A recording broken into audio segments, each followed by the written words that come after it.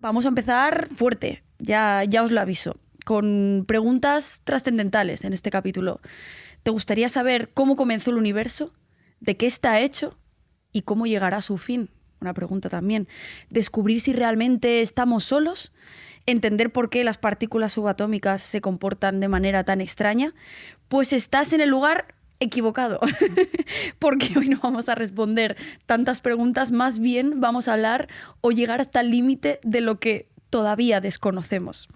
Los grandes interrogantes de la física, ¿por qué sigue habiendo tanto por descubrir? Pero bueno, que el objetivo no es deprimirse por todo lo que nos falta por conocer, sino entusiasmarnos por la increíble cantidad de territorio inexplorado que tenemos por delante, que es muchísimo. Entender lo que no entendemos nos hace ver el mundo lleno de posibilidades, al menos eso es lo que pienso. Así que vamos a emprender un viaje hacia los grandes misterios de la cuántica, del principio, del fin, de los agujeros negros, de viajes temporales, de la mano de mi querido José Luis Crespo, de Quantum Fracture, divulgador, físico. Muchas gracias por estar aquí. Al contrario, un placer estar aquí, Rocío. Muchas gracias por invitarme al club. Bienvenido eres al club. El otro día Amarna Miller me dijo que me había montado este club como la excusa para traer a todos mis colegas y hablar de cosas guays. Oh, vaya, un poco de endogamia, qué guay, eso siempre. Le tuve que dar la razón, así que un poco de eso, pero porque tenemos muchas cosas interesantes de las que hablar. Y yo prefiero no demorar la primera cuestión, que yo creo que cuando hablamos de cosas difíciles de entender o que desconocemos de la física, todos pensamos en la cuántica, ¿no crees? Porque desde los años 30 y 40, que al final pues todo como se puso patas arriba, mi primera pregunta es, ¿hemos avanzado tantísimo? ¿Conocemos mucho más de lo que conocían nuestros compañeros Einstein, Schrödinger y compañía? Rotundamente sí. ¿Sí? Rotundamente sí. No, y sí, la cuántica es como una materia apasionante. Yo seguramente me metí a estudiar mucho más física y intentar entenderla mucho mejor gracias a que me topé con la cuántica en un documental que vi en YouTube. ¡Ostras! Allí en el pasado muy remoto. Pero sí, sabemos mucho más de cuántica de lo que sabían nuestros ancestros, ¿no? La gente que empezó a descubrir sobre ello. Es cierto que Schrödinger, Heisenberg, ¿no? Ahí ya empieza toda la movida, Claro. es la paranoia, está el gato que está Sí, vivo sí. y está muerto, el principio de incertidumbre de Heisenberg, cosas que, bueno, que no puedes saber dónde están exactamente porque, bueno, parece que están en varios sitios al mismo tiempo, todas estas cosas locas que suceden en el mundo en miniatura. Pero sabemos mucho más del mundo cuántico, ¿no? Esta idea de que la teoría cuántica o que la mecánica cuántica, la física cuántica, eso que nadie la entiende, de que nadie entiende qué pasa ahí, puedo decir con rotundidad que se entiende. Se entiende al 100% la teoría cuántica. Pero a un ser humano al uso de base le vuela la cabeza cuando empiezas a explicarle Por supuesto. que una partícula pueda estar en dos lugares a la vez, indeterminada, en Claro. espacio-tiempo. Es 0% intuitiva. Vale. O sea, nuestra mente, hay que pensarlo también desde un punto de vista como biológico, ¿no? Nuestros cerebros crecen en el mundo clásico. Nuestros cerebros están construidos en el mundo clásico para sobrevivir en la jungla del mundo clásico. No está construido para entender o para estar adaptado a cómo funcionan las reglas de un mundo que es totalmente diferente, que es el mundo pequeñito. Por eso nos cuesta, por eso no parece que no lo entendemos, como eso parece... Es por eso, es realmente una cuestión simplemente de adaptación. Pero una vez tú coges tus herramientas matemáticas y exploras bien cómo funciona toda la movida, pues vamos, yo puedo decir que al menos la gente que sabe mucho de información cuántica, los físicos ahí que son... Ellos entienden muy bien la teoría cuántica, sus consecuencias, sus aspectos, y esa teoría es una teoría que se entiende perfectamente. Porque para que la gente lo entienda más o menos, ¿cuál es lo contraintuitivo del mundo cuántico para que nos entendamos, ¿no? De cómo funcionan las partículas, porque hay muchos experimentos que se han hecho y son muy virales, la doble rendija, ¿no? De todo esto que son como que alucinas, tú lo ves y lo intentas entender y te quedas alucinando.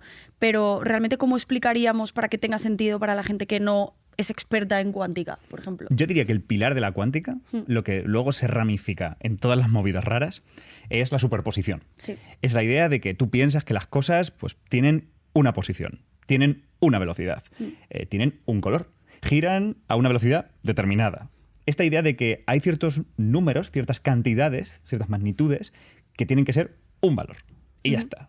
Y que de repente te digan, no, es que ese valor puede estar indefinido. Es que es como si ese valor tomara todos estos valores al mismo tiempo. Valores que pueden ser infinitos.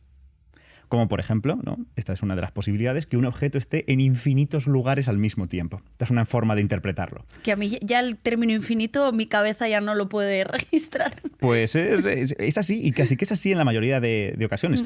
Sin ir más lejos, los electrones que forman nuestros átomos, cuando se enlazan con otros átomos, es decir, básicamente el estado de todos los electrones de tu cuerpo, básicamente, están en estados de este tipo, estados en el que tienen varios valores al mismo tiempo. Si quieres verlo así, como electrones que están en varios átomos al mismo tiempo. Y ese estar en varios átomos al mismo tiempo es lo que es el enlace.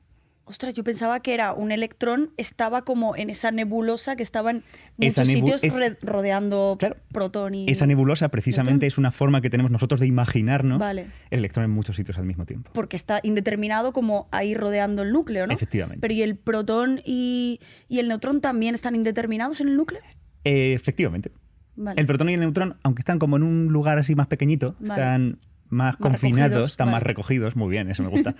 Dentro de él, esos protones y neutrones, a su vez, también están indeterminados. Tal vez en magnitudes un poco más raras de explicar, pero también. El mundo cuántico te abre la puerta a eso, a que de repente no es estar aquí o estar allí, sino que es estar allí y estar aquí en una infinidad de posibilidades, ¿no? Un poquito aquí, un poquito allí.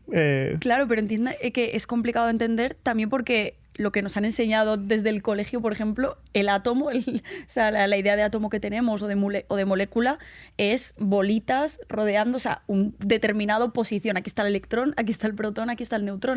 Eso también ha hecho, claro, que cueste más imaginarnos cómo realmente es un átomo o una molécula, ¿no? Es como todo. Al final tenemos que pensar con modelos. Al final tenemos que pensar en la realidad con pequeñas cajitas y compartimentos. Tenemos que pensar, pues eso, que simplemente una molécula son este átomo y este átomo, que son bolitas, que las encajamos unas con otras.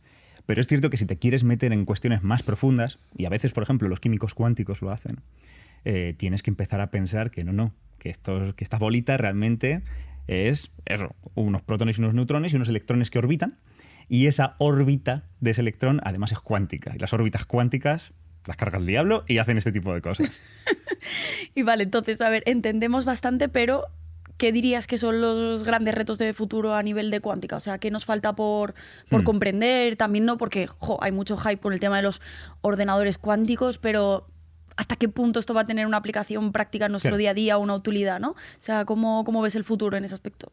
Claro, yo creo que hay dos aspectos. Uno que es como de física fundamental, claro, de superfísica, acelerador de partículas, bla, bla, bla. Y luego la parte como que es aplicación práctica de la cuántica, ¿no? En la parte fundamental,